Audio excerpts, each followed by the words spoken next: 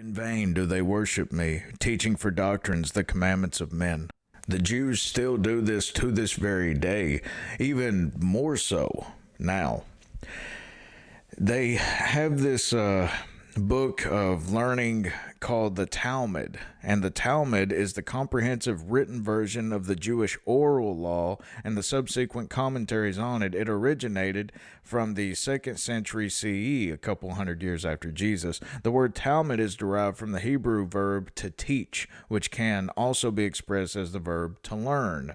Now, what they mean by oral laws there is they said whenever Moses went up into Mount Sinai and received the commandments of God, then he was also given other commandments that were passed down orally through tradition that weren't written down. And it was just really traditions made up throughout the hundreds of years that were just kept. One of these is the bar and bat mitzvah. The term bar mitzvah appears first in the Talmud, meaning one who is subject to the law, though it does not refer to age. At the age of 13 years old, boys they're seen as being responsible for their own sins, then responsible for their own obedience to God. And it's 12-year-olds, which is called the bat mitzvah for girls. And if you've ever seen in movies or any of this, how at a Jewish wedding, they'll step on glass that's wrapped in some kind of napkin.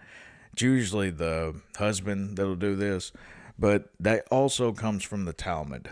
The oldest reference to breaking glass during a wedding in Jewish literature is in the Talmud. The reason Jews break a glass during the wedding ceremony is to remember two of the most important and tragic events of Jewish history, the two times that the Jewish temple was destroyed, Solomon's temple and Herod's temple. And they have a lot of traditions that they hold today, in which is just for solemn remembrance of the temple. That's how much that they want to have this third temple rebuilt. They actually build their traditions around something that'll cause them to recall how much that they need the temple.